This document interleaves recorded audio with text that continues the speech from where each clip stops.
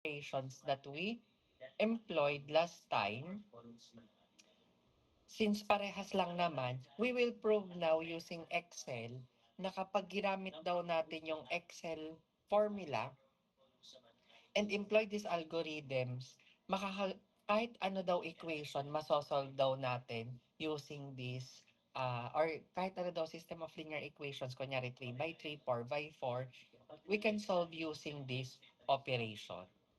O sige, naditandaan daw natin or ibinigay ko na naman sa inyo ang copy nito. So you have copies.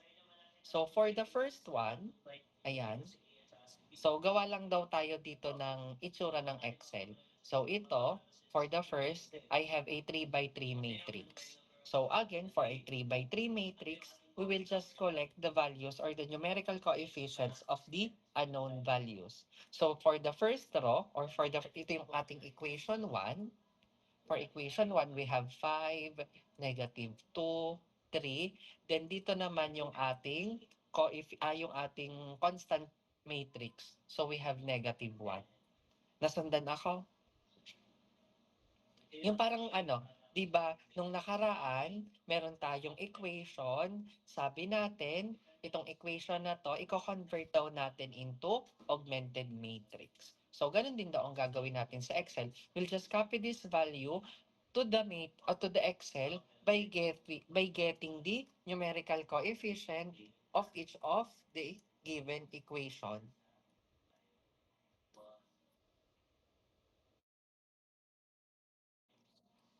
Mamaya na yung magpe-present. Nakapagsimula na kasi ako. Mamaya na. Paalala nyo na lang sa akin. Negative 3, 9, 1, then positive 2.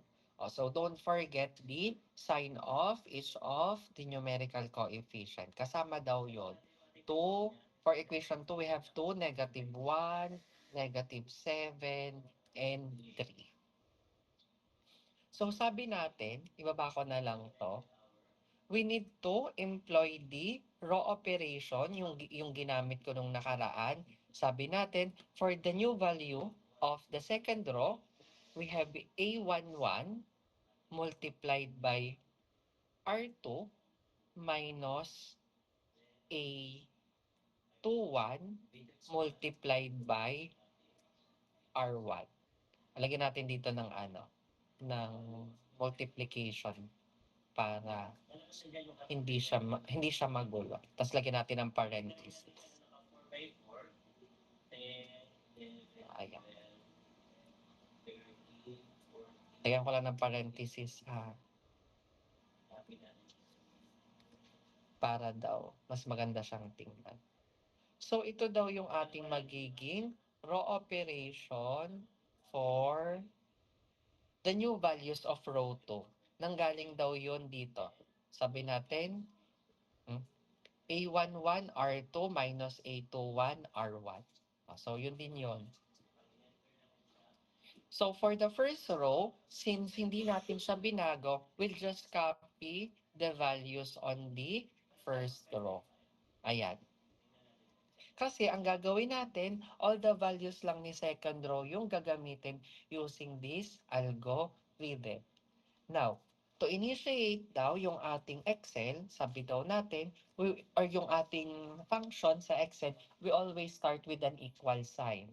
So, equals, ano ba yung A11? Yung A11, manggagaling daw dun sa ating original matrix, o di dito sa taas. So, A11, nagkataon na nasa B9 lang siya ha. O, ayun. Pero nasusundan nyo ga? O, sige. Then, multiplied by R2. Ano daw yung value ni R2? So, ang katapat din daw ay negative 3. Minus, sabi natin A21. A21 now, from the original is negative 3, or from column B, row 10, kaya naging B10, multiply daw by R1. Saan natin kukunin yung R1? Di dun sa taas. So, ayun. So, equals nyo lang daw. So, mapapansin nyo, nag-zero naman daw siya. Dun sa ating solution from previous, 0 yung ating new value ni A21. So dito, ganun daw ulit. Kukunin ko daw si A21 multiplied by R2. Ay, ba't ko dyan kinuha? Doon pala dapat sa taas. Dito tayo lagi kukuha sa original or dun sa nasa taas na tawag dito na values. Multiplied by R2, 9 naman siya. Sige, mamaya na yung mga nagpe-present. Then, A21 multiplied by the value of um, the coefficient in row 1. So, ayun. So, makuha naman natin positive 39 from previous 39. Nasusundan ga? Okay. Now, para daw madali, hindi kayo paulit-ulit, since A11 is a constant value na imumultiply natin all throughout, what you can do here, ilagay nyo lang dun sa taas, press F4. Kasi kapag nilagyan natin ng dollar sign, ibig sabihin daw nun, naka-fix yung value na yon. Ganon din daw yung bitten natin. Yung bitten kasi natin, that's A21 or the value of the element on the um, row 2, column 1. So that corresponds to negative 3. Press nyo lang daw yung F4. At ang gagawin ko daw, hihilahin ko lang siya hanggang dulo. Ayun, medyo nagkaroon lang ng ng guhit kasi may guhit ako. Madali naman tanggalin yun. Punta lang kayo sa borders, then tanggalin nyo lang yung guhit sa gitna. Ayan. Nawala pala lahat. Sige, wait lang. Patanggal dito lang pala. Sakit lang ha.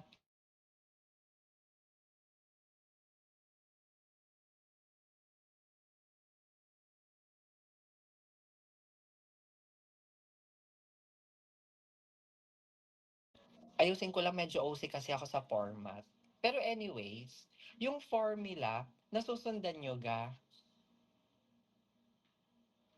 Ayusin ko lang yung format ko. Nasusundan nyo yung formula?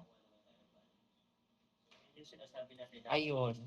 So, pwede nyo daw siyang lagyan ng dollar sign dito kasi fix naman daw yung value ng ating A11 and A21. Pero kung gusto nyo manual, o di pwede namang manual. Pero kung mapapansin ninyo, yung values daw natin dito, 0, 39, 14, and 7 is the same values na nakuha natin using manual calculations. Nasusundan ga ako? Yung totoo.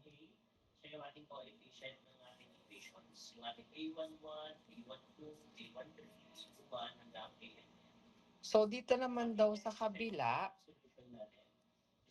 yung ating formula from Excel, A11R3 minus A31R1. Isulat lang daw natin dito. A11R3, then A31R1 pa rin. So again, what we can do is just follow this A11, natin parenthesis, A11, tapos press F4, multiplied by the value of R3. R3 is positive 2, minus A31 natin dito is 2, but since A31 is constant, pwede daw nating i-fix yun na constant. Multiplied by R1, since nasa first column pa lang tayo, so kukunin ko yung katapat niya sa first column. Then again, you can drag this hanggang sa dulo. Ayun. So kung mapapansin nyo, nung dinrag ko daw hanggang dulo,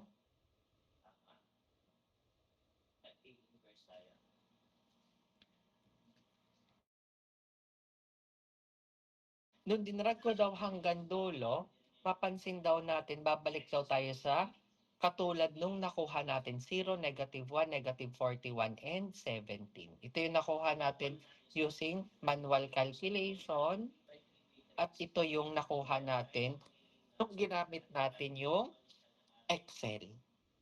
Nasusundan nga ako.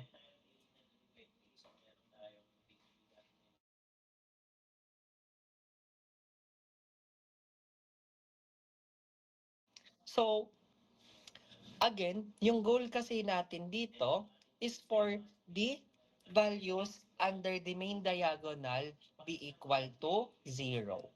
Ayan. So, nagawa naman natin. So, kung nagawa na natin yon for the first column, pupunta naman daw tayo sa second column. O di gagawa daw ulit tayo ng matrix. Now, since ang gagalawin nyo na lang daw ay ang gagawin nyo na lang ay third column, yung first and second column will be the same. Ayan. Wait lang.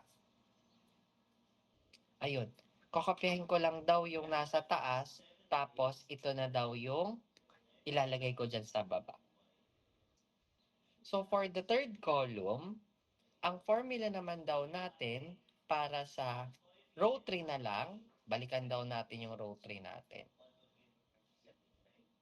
Yung row 3 natin is A22 R3 minus A31 R2.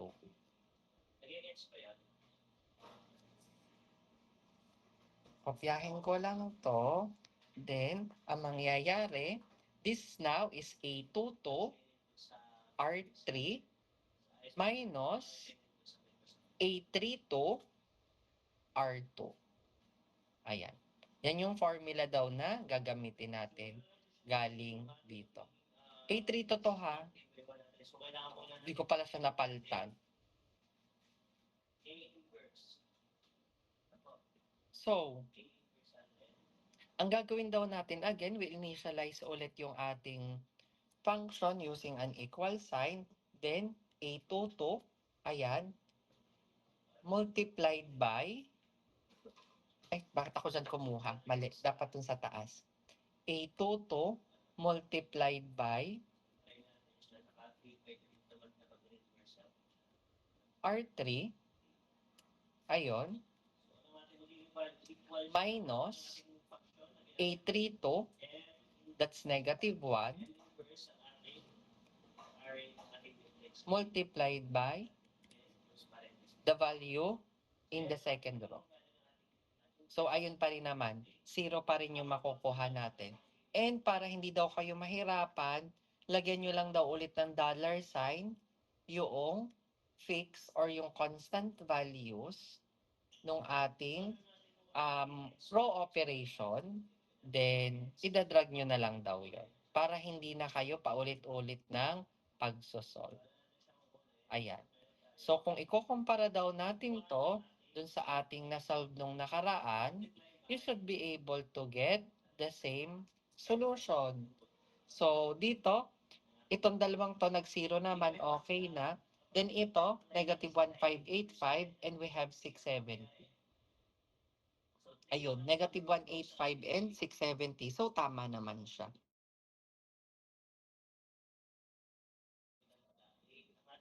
So, ayun. Ganun lang daw siya ginagawa. Then, since yung ating elements under the main diagonals are already 0, we can proceed to backward substitution. O, paano ba daw nagba-backward substitution? Ay, sorry pala. May kulang pa pala dyan. Kasi sabi natin, kailangan ko pa pala siyang yung lahat ng nasa first column, kailangan ko pa pala siyang gawing 1. So, kailangan kong i-divide yung kada row nung value ng ating main diagonal. So, ito pala, hindi pa pala yan dyan. Kulang pa pala ako ng isa. Wait lang, mag-insert lang ako ng panibagong rows.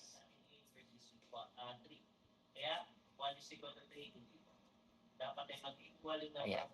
So, I'll just copy this first. Ay, then, I'll just retain the values. So, ayan. So, yan daw yung ating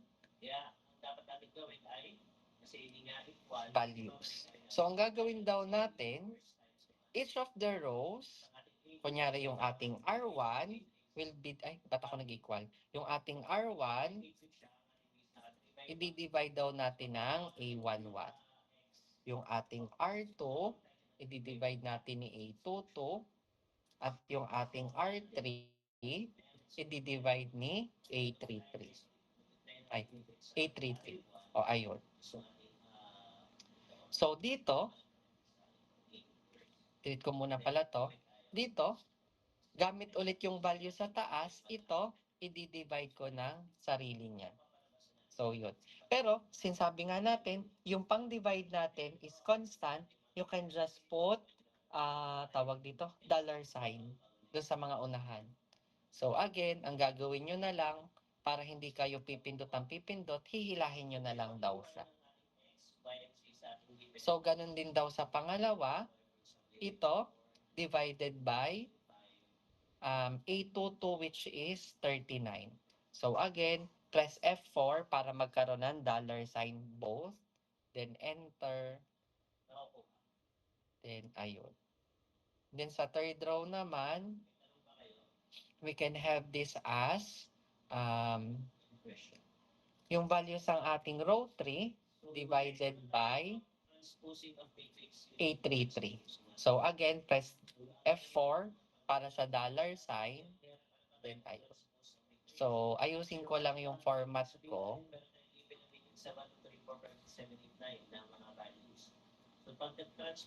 Ayan. Ay. So, kung mapapansin daw natin, ito ba daw yung nakuha natin previously? Naka-fraction. So, kung naka-fraction, pwede rin daw natin tong iset na naka-fraction. So, iselect nyo lang daw yan. Then, punta kayo dito sa number. Then, or right-click nyo lang then format cells. So, meron ditong fraction. Hanggang ilan ba yung solution dito? Hanggang 4. So, ayun. Ayan. So, kung ipa-fraction daw natin siya, kung ikukumpara natin dito, magpaparehas naman daw siya. Ito, yung 670 over negative 1585, pwede nyo pa kasi yang kunin yung lowest term. Hindi ko na lang kasi kinuha. Pero ito, makukuha nyo pa yung lowest term. And yung lowest term niya is equivalent to negative 134 over 370. Pero anyways, sabi daw kasi natin, bakit ito kasi finormat ko nga pala siya. Saglit lang ha.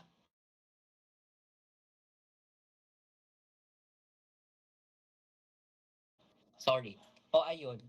So, ibig sabihin daw noon, again, kung ito yung ating x1, x2, and x3, sabi daw natin, using backward substitution, ito,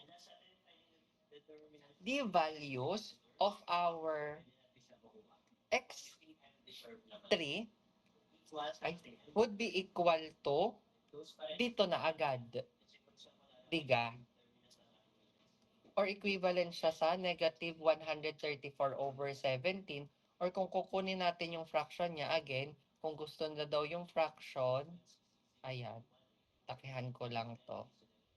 Gawin ko siyang fraction. Balik lang daw ulit ako sa number, then format cells, then punta ako sa number. So, kung ilang decimal places kayo nang bahala, for example, up to 5 decimal places, ayun. So, the value is negative 0.42271. Then, for the next naman daw, sa x2, using backward substitution, sabi natin, this is, ano daw yung equation natin? Nasa na yun? Using backward substitution. Ayan. Sabi natin, we have x2 or x sub 2, ilipat lang natin sa kabila is equal to 7 over 39 minus yung product nito. Nung 14 over 39 minus yung multiply nung ating x3. So, ang gagawin nyo lang daw dyan, ito, 7/39 minus, sorry. Kasi tinranspose natin sa kabila, so itong positive 14/39, magiging negative siya. So, ito, multiply nung nakuha natin kanina na x3. So, 105/39 or equal siya kay 0.33123. Kaparehas ga? Ayun, kaparehas naman nung nakuha natin. And lastly, yung x sub 1, gamit naman yung ating values ng x sub 2, this is equal to ito, negative 0.2. Then, if we transpose this negative 0.4, magiging minus siya multiplied by 0.4 para mag-positive siya kasi kapag i-transpose natin, magiging minus dapat siya. Multiplied by x2, ayan. Yung positive naman natin 0.6 magiging negative, kaya minus na lang dyan. 0.6 multiplied by x3. Ayun, 59/317 or 1.8612. Kaparehas pa rin naman nung nakuha natin kanina. Ganun lang daw siya ginagawa sa Excel. Ngayon, sabi natin, since all these values are constant or are typical, ibig sabihin daw noon, whatever equation or a 3 by 3 equation in this case, na gamitin daw natin, yun din daw ang lalabas na sagot. For example, gamitin naman daw natin or without changing anything, isolve daw natin tong number 2. Ano bang sagot natin dito sa number 2? Ayan, ang sagot pala natin ay 1, negative 2, and positive 3. So, using these values, try daw natin siyang i-substitute dito sa ating ginawang Excel. Kasi dapat sa dulo, walang mababago dyan.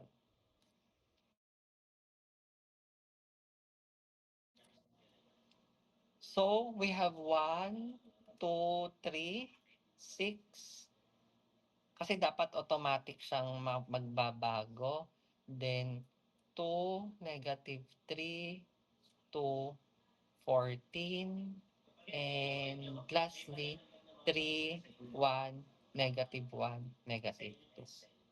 So, ang nangyari, hindi siya nag-update kasi, wait lang.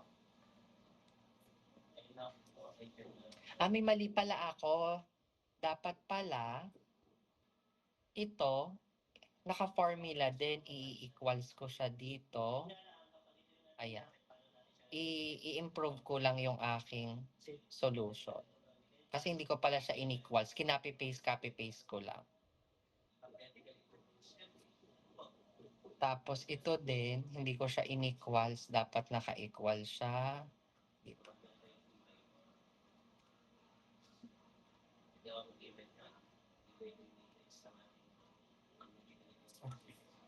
Mali pa lang pinag-equalsan ko. Ayusin ko lang ha. Kailangan kasi, kapag gumawa kayo, kahit anong i-input ko dapat doon ay lalabas yung tamang sagot. Ito kasi hindi ko na equals kanina. Well, anyways, I can just, ayan. Then, ito din, wait lang ha.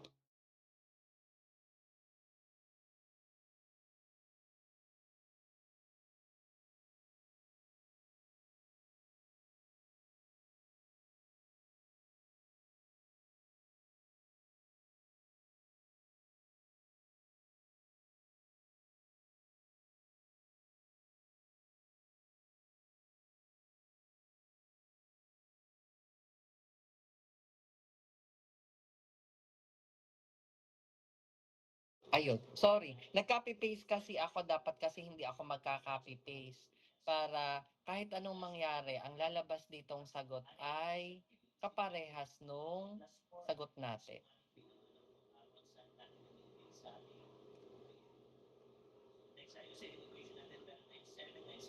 Ay.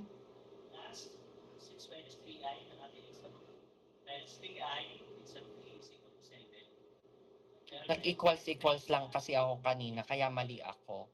So anyways, ayusin ko lang yung formula ko kasi ito lang naman yung sa division. Equals ito divided by A11 then F4 kasi hindi ko pala siya ni formula. Nag-copy paste lang ako. Ito divide A22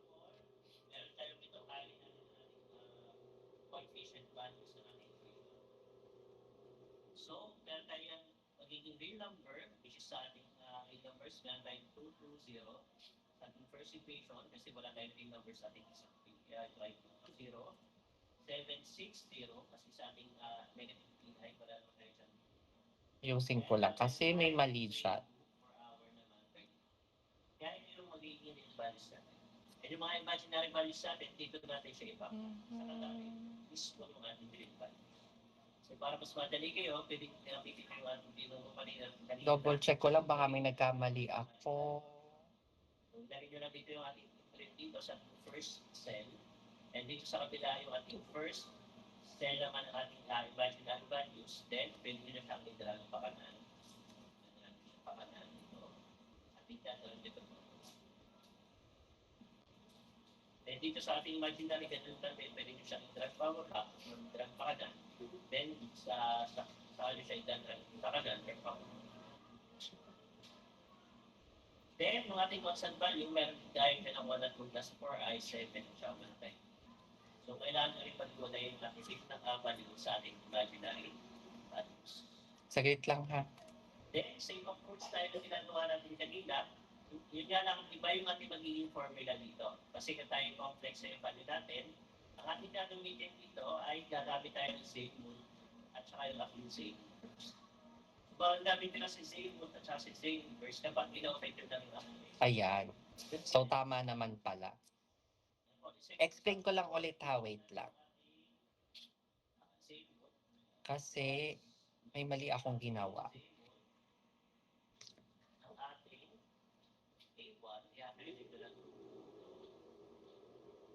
Then ating yung ating ipananaw.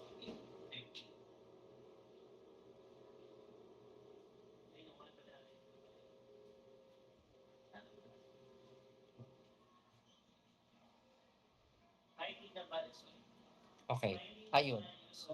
So, lumabas naman yung tamang sagot, 1, negative 2, and positive 3. So, ang sinasabi ko dyan, kunyari, kasi di ba ginalaw ko para dito. Ngayon, ibalik ko ulit dun sa kanina. 5, negative 2, 3, negative 1, negative 3, 9, 1, 2, then 2, negative 1, negative 7, positive 3. Ayun, nakuha pa rin natin yung sagot dito. Yan pa rin naman yung sagot. Ngayon, kapag gagawin daw natin yung sa laboratory or kapag gagawa daw kayo sa laboratory, itetest ko daw yun. Kunyari, ang binigay ko sa inyo, 3x3 or 4x4. Ngayon, mag-i-insert ako doon or gagamit ako ng ibang system of linear equation. At kapag binago ko ay ito lamang una or yung unang matrix na given, dapat yun daw nasa ilalim susunod. So, ang ginawa ko daw doon, ang ginawa ko dito, kanina kasi, yung first row at the first changing of the values, hindi ko siya inequate doon sa nasa taas. Ang ginawa ko, kinapi ko lang. Kapag kinakapi nyo kasi yon, ibig sabihin, nawawala yung formula. Ayan, nawala yung formula nung kinapi. So, dapat pala, itong mga Excel sa baba or itong mga value sa baba, naka-formula galing dun sa taas. So, kagaya nito, dito naman, Sa pangatlong change, ang babaguhin lang natin ay yung nasa third row.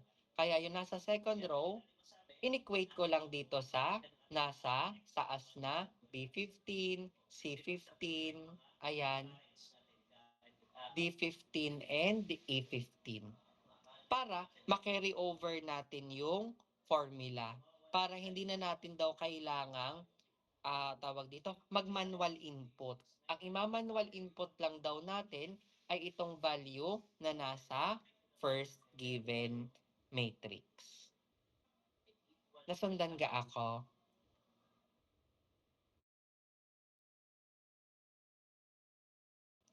Nasundan ako? Yung tunay.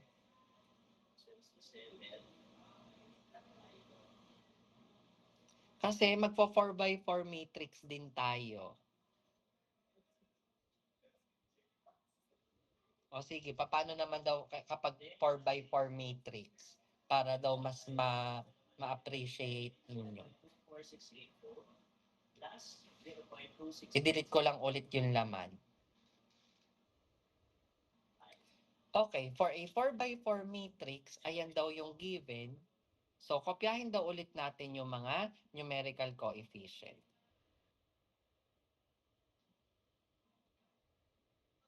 Ayan, this is for the first equation. Second equation, we have negative 1, 1, positive 2, negative 1, 3. Then dito, we have 2, negative 1, positive 2, positive 2, and 14. For the fourth equation, we have 1, 1, negative 1, 2, and 8. Ngayon, ang mangyayari lang dito is A11, establish muna natin lahat nung nung formula natin or nung raw operation, A11 multiplied by R2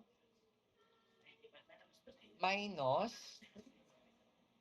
A22, A21 multiplied by R1. Tapos for row 3, ilagay na din natin yung formula, A11 R3 minus A31 R1. Sa fourth naman daw, A11 pa rin, R4 minus A31, A41 na here, R1. So, yan daw yung ating susunding formula. So, dito, again, ang ginawa ko kasi kanina, kinapik ko to kasi tamad ako. O, kinapik, ang ginawa ko, Control C, Control V. O, hindi daw dapat pala ganon. Ang gagawin natin una, para kahit anong value ang gamitin natin or ilagay natin dito sa taas, i-equals lang natin daw dapat siya.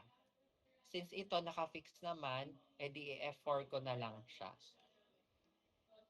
Then, para hindi maraming pindot, hilahin nyo na lang yan. Ayun. Tanggalin ko nga yung kulay.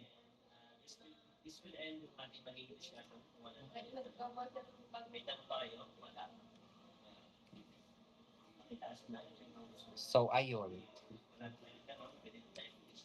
Nakopya ba? At parang hindi. Kasi naka-dollar sign ako. Sorry, mali pala ako. Dapat hindi siya magda-dollar sign. Later na tayo mag-dollar sign. Kasi kapag pala dinollar sign ko, kung mapapansin ninyo, sir, nung hinila po namin naka-dollar sign kayo, lahat 1 ang lumabas. Pero dapat, itong part na to, dapat mag-i-equal siya dito. Ito mag-i-equal dun sa negative 1, ito mag-i-equal sa positive 1. So, mali pala yung ginawa ko. Dapat walang dollar sign. Ayan. Kailangan mag-equal siya dun sa value na nasa sa itaas. O, ayan. So, dapat walang dollar sign pala. Ayun siya. So, next, gagamitin na natin tong sunod na operation. So, sa sunod na operation, equals A11, ito, fix naman siya, multiplied by R2 minus A21 multiplied by R1. So, ayun, nag-zero naman siya. So, hilahin lang natin yan dyan. Mamaya ko na ayusin yung format. So, sa pangalawa naman ulit, A11 pa rin, F4, para mag-dollar sign siya, multiplied by ano daw, A3. So, ito naman daw row 3. Minus A31, since naka-fix siya, i-fix natin, lagyan natin ng dollars doon sa mga unahan, multiplied by yung value niya ng row 1 na nakatapat sa kanya. Tapos yun, nag-zero din naman, then hilahin nyo na lang. Tama na yan.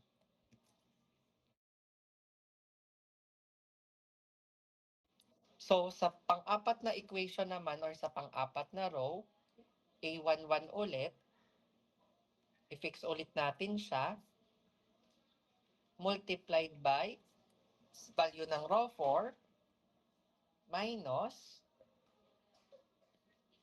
A41, i-fix ulit natin siya, multiplied by R1.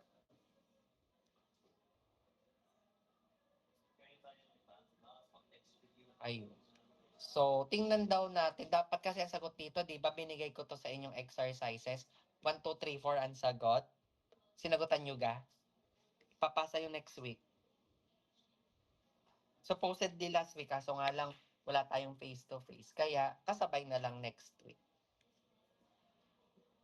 Ayan.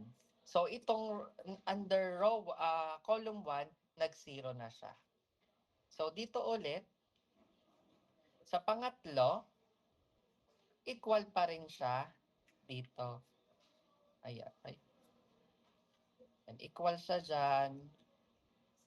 Hilahin ko ulit. Then hanggang row 2, hilahin ko daw ulit yun. So, yung row, sa pangatlo naman, yung row 1 at row 2, hindi daw mababago kasi ang goal natin is only, dapat nagdugtong na to, only the values ng, kasi nag-insert pala ako kanina ng cell. Sige, anyway. Nag-insert nga pala ako dun sa kapila. Tanggalin ko lang to.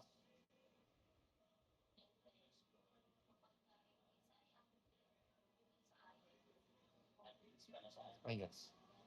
So, dito, ang magiging formula naman natin, ang ating reference naman ay yung ating A22.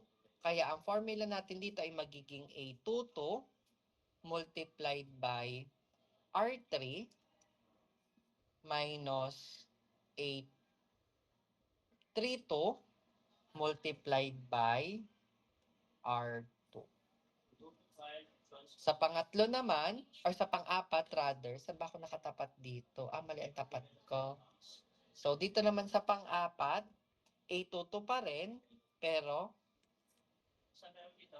R4 yung gagamitin natin, minus A42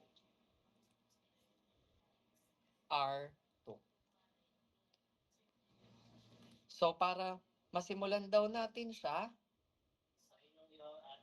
dito tayo kukuha sa taas. Kasi ito, di ba, kung tatandaan nyo, itong first and second row naka-equal sa taas. So, yung third row, kukunin natin yung values niya sa taas.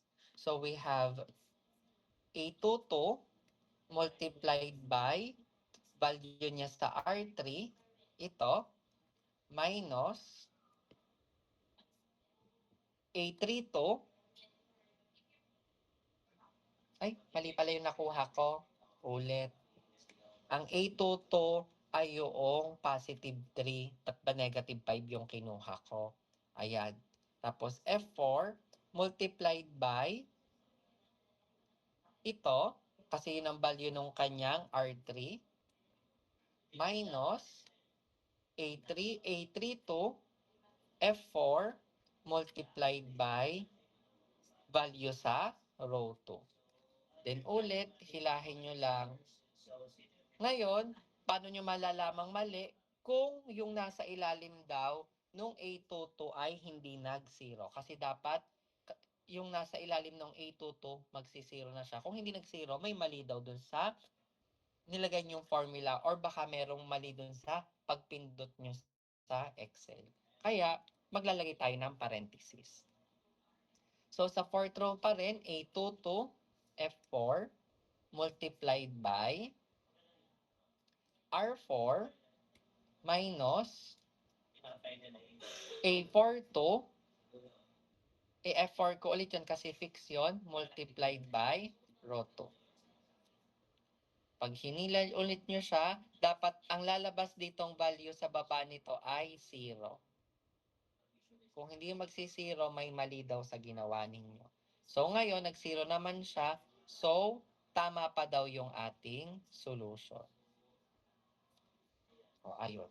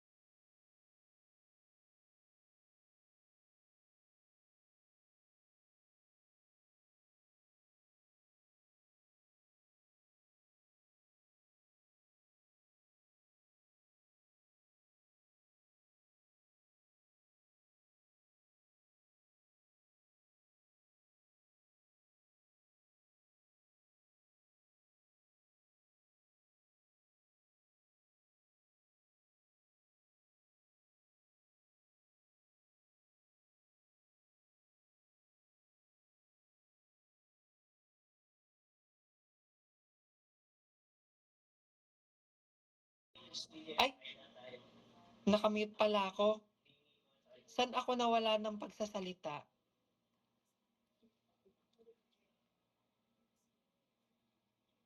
Saan ako nawala ng pagsasalita? Nakamute pala ako. Simula sa simula. Hello. Nakamute pala ako. Simula sa simula. O sige, ulitin ko na lang. Nakamute pala ako. Sorry. Hindi nyo sinabing nakamute ako. Okay, for example naman daw. 4 by 4 matrix or 4 by 4 equation daw yun. Or 4 unknowns daw. Using 4 equations yung isosolve natin. Again, kukunin nyo lang daw yung numerical coefficient from the given. So for the first equation, we have 1, 2, negative 1, 1. Then 6 for the constant. For the second equation, we have negative 1, 1, 2, negative 1, and 3. For the third equation, positive 2, negative 1, ayan, kasi negative x to. Tapos plus 2y, so 2. Plus 2z, kaya 2. Then constant is 14. Tapos fourth equation, 1w, 1x, negative y, plus 2z equals 8.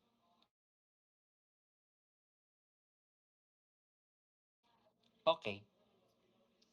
Again, para daw hindi nyo daw ima-manual input yung lahat ng nasa baba kasi nga sabi ko, pwede ito lang yung i-manual input nyo, then all the rest dito sa baba, kapag in-input nyo yung bagong equation sa first matrix, yung nasa ilalim kusang mag-a-update. To do that, since ang babaguhin lang natin dito is the second, the third, and the fourth rows, yung value sa taas or yung value sa first row, i-equate nyo na lang sa first row. So, ang gagawin nyo lang equals, then i-click nyo lang dun sa tapat ng first row, tapos hilahin nyo na lang. O, ayan. So, ganun lang siya. Para mamaya, hindi na kayo mag-i-input, automatic lalabas na siya. So, dito naman daw, sa second row, yung gagamitin nating formula would be A11R2 minus A21R1. So, yung reference natin is the value A11 at yung gusto nating baguhin ay yung negative 1 or A21. Kaya yun yung fixed or constant dun sa ating equation sa una. Ganon din daw doon sa third row. Sa third row daw, we have A11 R3 minus A31 R1.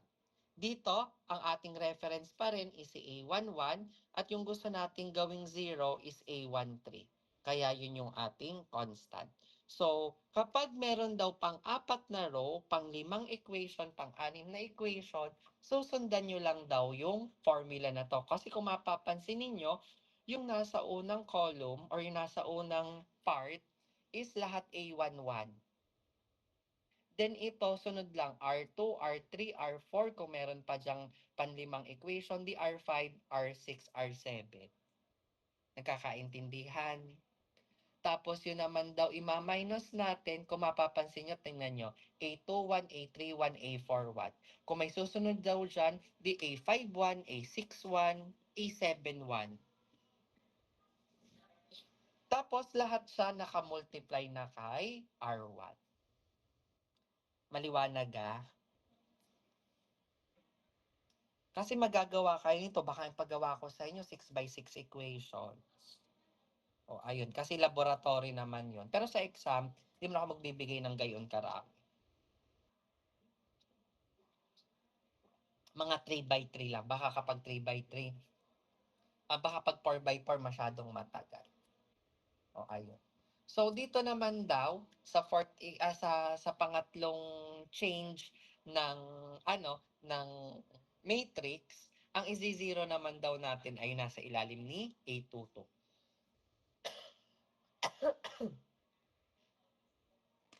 Kaya, kung nasa ilalim naman daw ni A22, mapapansin nyo yung aking nasa first column dito sa aking operations, A22 lahat. Then yung nakamultiply sa kanya, R3, R4. Tapos dito, yung sa kabila naman, yung ima-minus, ano ba daw nasa ilalim ni A22? Ang nasa ilalim ni A22 is A32 and A42. Ngayon, kung madami pa yan, o di A52, A62, A72, constant pa rin yung imumultiply nyo sa kanya, row 2. Then lastly, dito na tayo sa pang-apat. Again, ang gagawin nyo, you need to equate these values sa una, pangalawa, at pangatlong equation dito lahat sa taas. Kung ano yung nasa sa taas niya, dun yung i-equate. Kasi, ang babaguhin na lang natin ay yung nasa ilalim. So, again, dito, A33 multiplied by, ay, ba't ko dyan kinuha ulit? Dito dapat, lahat ng, kung dito tayo nagsosolve sa baba, kukunin daw natin yung values dapat dun sa nasa taas niyang matrix. Multiplied by R4 minus A43. Then nakafix siya, so F4 multiplied by R3.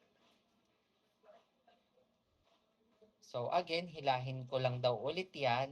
Yan daw yung lalabas. Mali. Yan daw yung lalabas na sagot.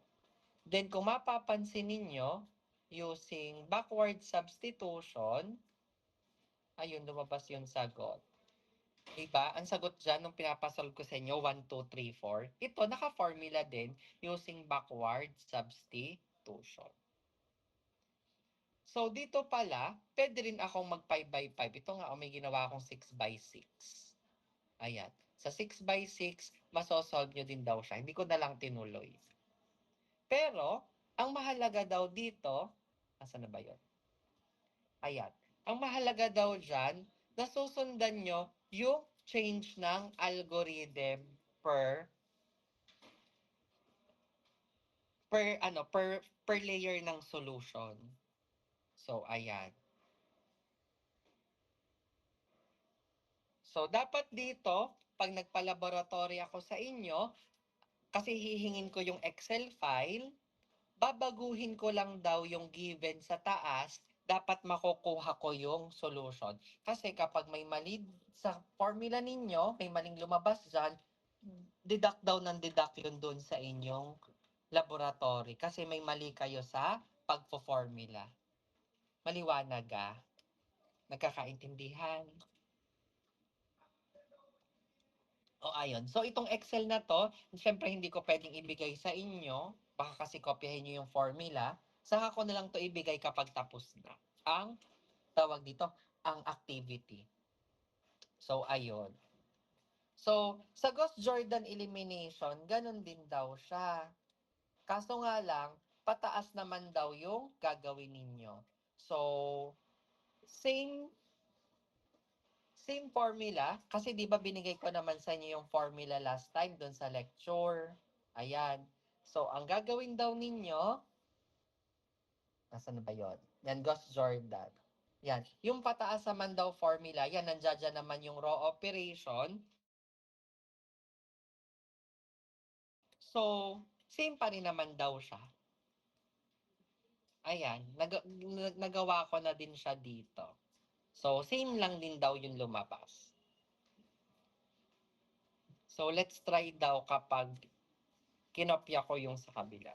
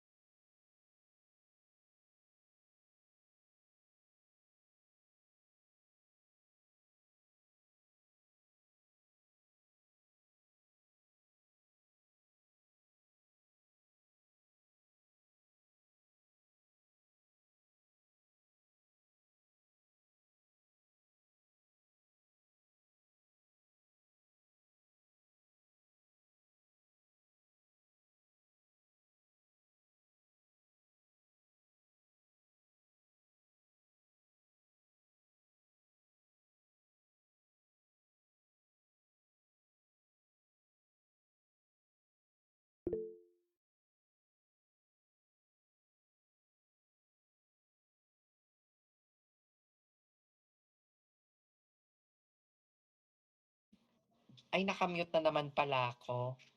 Sorry. O, ayun. So, sa Ghost Jordan elimination naman, o balikan ko lang.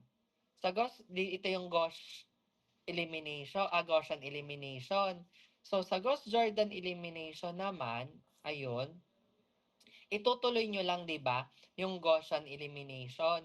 So, ang mangyayari, sasolvin nyo lang siya pataas. So, hindi ko na i-discuss yun. Um, since may laboratory naman tayo next meeting, and same lang naman yung process ng solution sa sa Gauss Jordan elimination. So, next meeting, face to face tayo. So, gagawin daw natin yung laboratory number 2.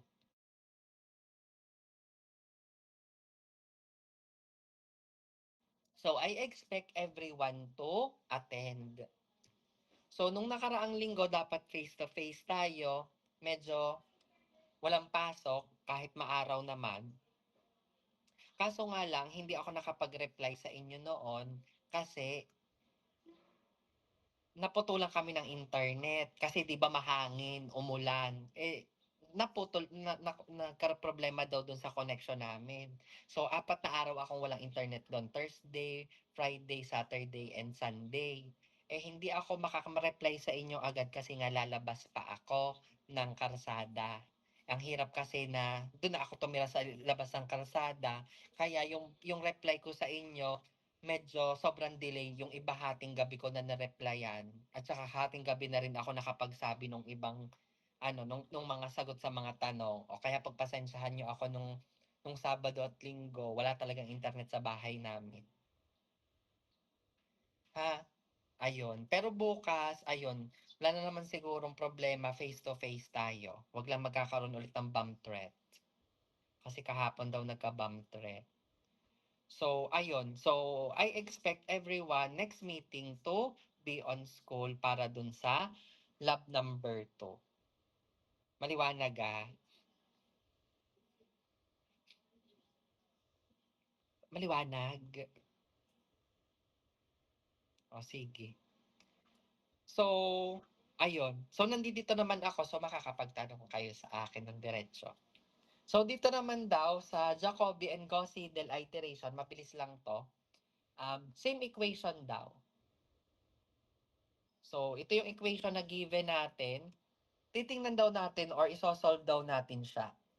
So, ang una niyong gawin, kunin niyo daw yung numerical coefficient. So, we have 5, -2, 3, -1, and so on. Ilista niyo lang daw dyan. Mamaya, i-explain ko sa inyo kung bakit ko daw siya inilista dyan. Then, you perform the Jacobi equation. So, before you perform the Jacobi equation, you must have a test. Kailangan ipakita nyo yung test for convergence. Ayan. Papakita nyo daw yung test for convergence doon sa inyong, tawag dyan, sa inyong laboratory next week. Ako hindi ko na pinakita dito since I already established that the set of equations are diagonally dominant. Pero kapag gumawa kayo next meeting, kailangan ipapakita nyo yung test for convergence. Nagkakaintindihan? Okay. Now, after daw nun, since diagonally dominant naman daw ito, kukunin na daw natin yung Jacobi equations. Ayan, nilagay ko lang yung Jacobi equation dito. Pero pala, kapag nag-solve kayo, ako kasi, tamad ako. Ilagay nyo dyan. Ang ginawa ko kasi, itinype ko lang. Pero pwede kayo, para mas maganda, pwede kayo mag-insert ng equation. Kasi yung nakaraan, may nakita ako, ayan, may nag-submit yung equation, yung kagaya nung sa akin pangit. Dapat pagandahan kayo ng laboratory. Ayan, pwedeng mag-insert ng equation dyan. Ayan, oh. Nagkakaintindihan. Maliwanag ah. Di ba dun sa example ko nung una, nasan ba yun? Nasan yung aking MATLAB? Ay, di pala MATLAB. Yung aking lab lecture. Ito hindi ko rin na-explain sa inyo. Kasi ang hirap mag-explain sa chat. Ayan, di ba meron ditong function sa gilid? Yung function dyan, kapag ginawa ninyo, wait lang, ayaw mapindot.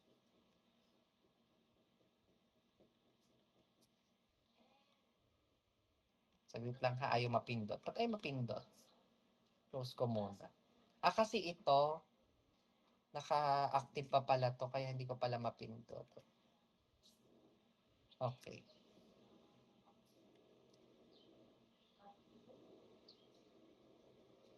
Ayan. Kasi ang ginawa nung iba, kunyari, x plus y equals 3. Yan, ganyan ang ginawa niya. Huwag ganyan. Gandahan naman natin. Kuha kayo, insert kayo from equation. O, ayan. Then, itong equation, yun ang ilipat nyo dito.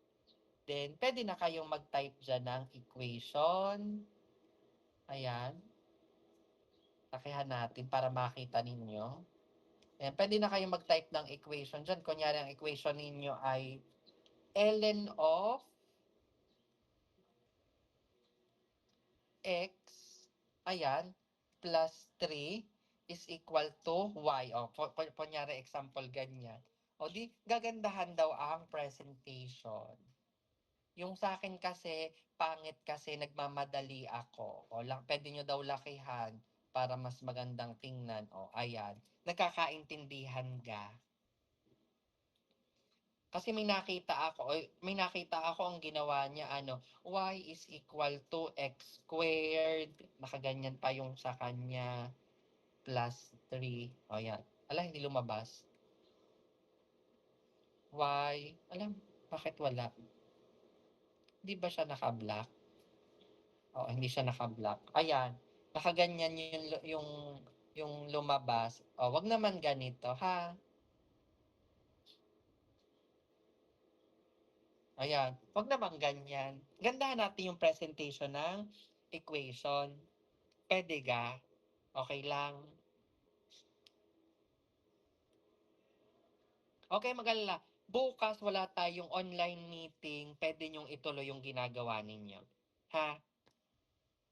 Kaya tatapusin ko yung discussion today. Maliwanag ah? O sige. Para may time pa kayong magbago ng kung meron kayong i-update at pagagandahin sa inyong report. O ayun, nagkakaintindihan. Maliwanag doon.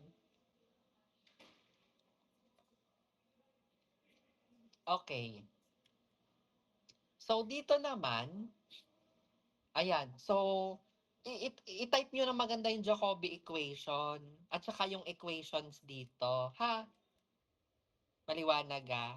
Ako kasi nagmamadali, so hindi ko na napaganda yung gawa ko. Pero kayo, hindi naman kayo magmamadali. Kailangan maganda ang gawa ninyo. O, then right after that, meron ako ditong nakapulang Excel or nakapulang part. Ngayon, ang gagawin ko dito, lahat ng values dito sa Jacobi equation, kukunin ko. So, ano ba yung x sub 1? So, lahat ng numerical coefficient, di ba natatandaan nyo, yung 5 dito actually is the numerical coefficient of x sub 1. Dinivide lang natin siya sa both sides. So, ang gagawin ko, isusulat ko doon 5. Maliwanag. Then here, kasi baka sabihin nyo, sir, dun po sa kabila negative 2. Pero dito, mapapansin nyo, ano na ang sign ng numerical coefficient ni x sub 2? Di ba 2 na? Ayan, 2. So, dito, since nakatapat sa Jacobi equation, ang ilalagay dito natin numerical coefficient ay based dun sa Jacobi equation. Dito, inilagay lang natin siya yung numerical coefficient based dito sa part na to, yung mga numerical coefficient based doon sa original equation. Nagkakaintindihan? Ulit, dito sa una, ang ilalagay nyo ay yung numerical coefficient gamit yung original equation. Dito, ang ilalagay nyo ay yung numerical coefficient using the Jacobi equation. So, kaya ito ay 5 kasi 5 pa rin naman yon. Tapos ito, positive 2 na.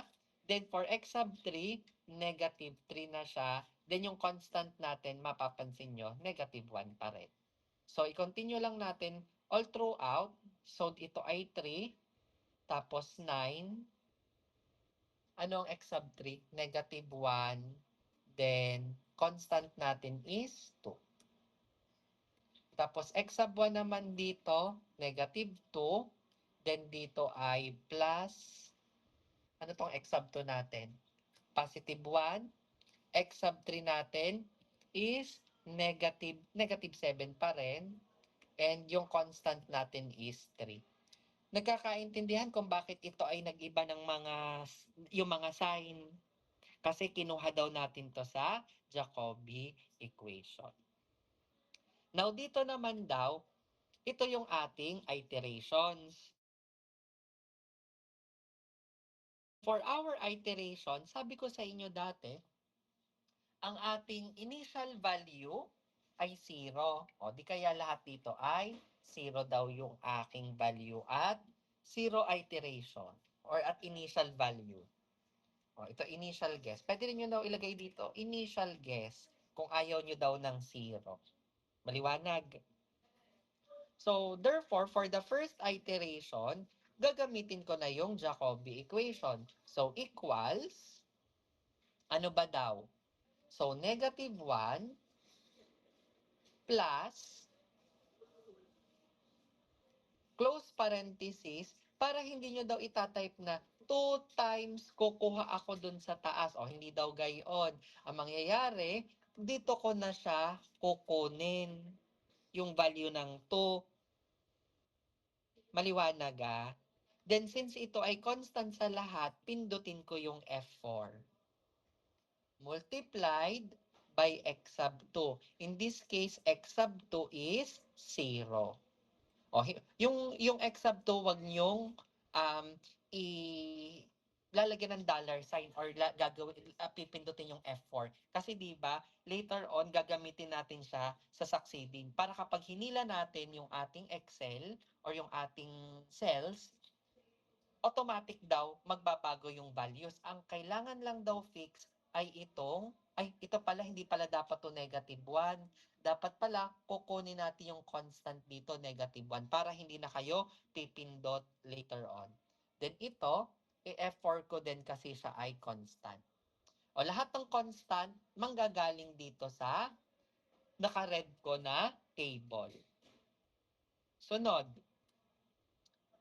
plus ang gagamitin ko kasi negative to, negative 3.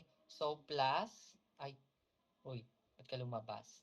Plus, ito naman, negative 3, F4 ulit, multiplied by x sub 3. O baka tanong nyo, Sir, bakit po plus yung ginamit ninyo? Plus kasi yung ating x sub 3 ay negative 3 na. So, plus or a positive multiplied by a negative will result into negative 3 x sub 3. Tama ano? Tama ga? Then, itong lahat na to, i-divide ko ng 5. Then yung 5 since constant, i-F4 ko din siya. So, ayun. Negative 1 over 5. Oh. Yung x sub 2 naman daw, using the Jacobi equation, x sub 2, parenthesis, ano daw ulit? So, 2 plus, ano yung ating 3? O dito yung 3. So, F4 ulit kasi siya ay constant. Multiplied by x sub 1 naman na 0. Close parenthesis. Tapos, plus ulit ang ginamit ko kasi yung x sub 3 ko, ang numerical coefficient negative 1. Then F4 multiplied by x sub 3. Ay, sorry, hindi ko pala na-divide.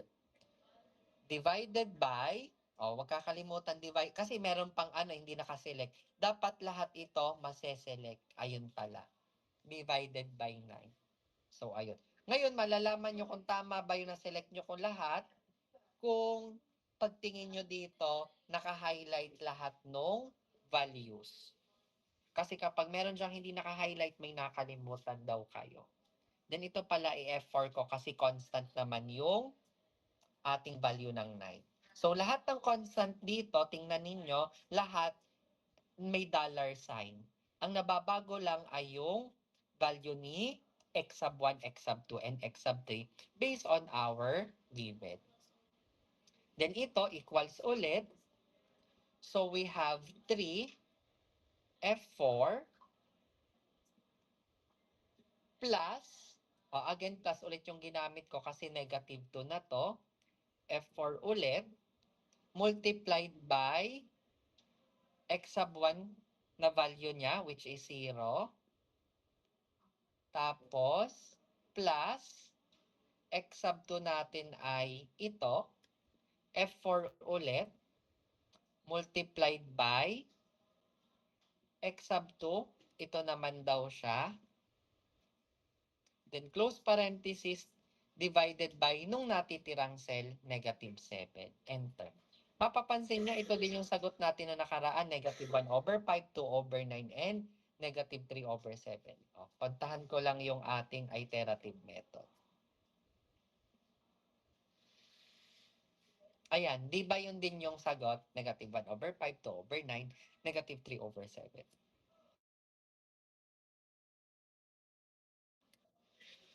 So, for epsilon sub A naman, this is epsilon sub A. So, ganun pa rin ang formula natin. Absolute nung ating new minus old divided by new. Ayan. So, ayan, 100%. Tapos ito, i-drag nyo na lang to. Kasi kung mapapansin nyo, kung i-drag nyo siya, kukunin niya daw yung sunod naman. And ito din daw, kukunin niya yung para kay x sub 3. Kaya maganda yung naka-formula kay Excel kasi magdadrag na lang daw ako. Now, since itong lahat na ito ay tama na yung ating formula, o diba? Kung tama yung formulang ginawa nyo, for the first iteration, ayan, nag-div 0. Bakit? So, may mali sa formula ko. Dapat nag-div 0 siya. Tama na po. Tama na po. Tama naman. Wait lang ha. I-check ko lang kung bakit siya nag-div 0. Tama naman. Ano sagot natin sa sunod? Ito kasi yung second iteration, dapat, ay ba't ito ay, ba't ito ay mali? Wait lang. Baka may mali akong pindot dito. Alam ko na. Napansin ninyo, hindi daw pala naka-fix yung aking L9. Di ba dapat sabi daw natin, tamo bumaba na siya. Dapat naka-fix yun kasi dapat yung kanyang constant dito ay 2. Yun pala ang mali ko. Hindi daw naka-fix ito. Dapat ito ay naka-fix. So, dapat pindutin natin yung F4. Ayun. So, ito lahat naka-fix na yung constant. Check natin ulit. Lahat naka-fix yung constant.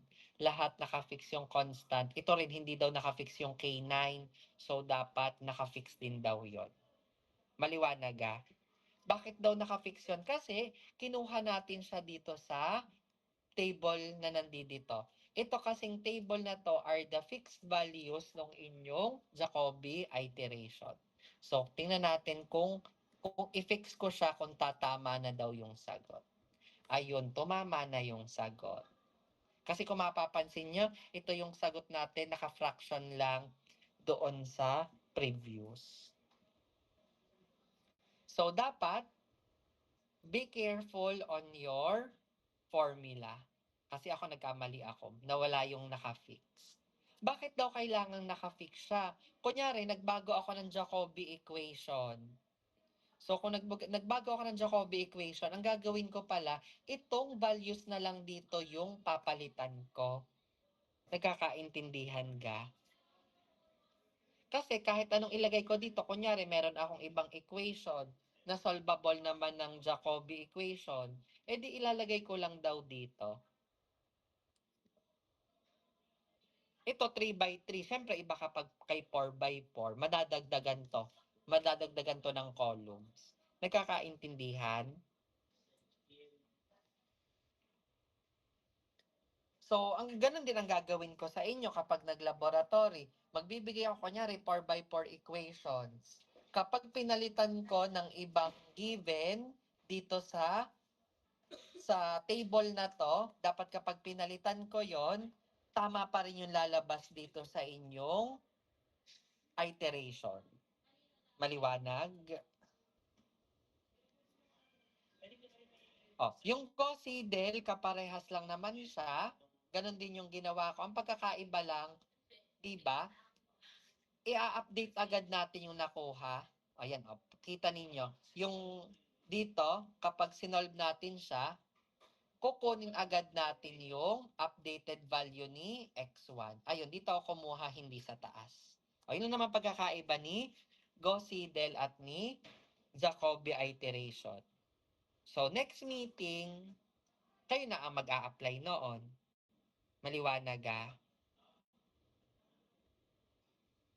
Kasi yun lang ang i-discuss ko for today. So ayun, i-dismiss ko kayo ng maaga, then tomorrow, walang face-to-face, continue nyo yung mga pinagagawa ko. Kung tapos sa laboratory activity, o di ang gawin naman ay problem set. Maliwanag. O sige. That will be all for today. By the way, sino yung mga nagpe-present kanina? Wait lang, bubuksan ko lang yung aking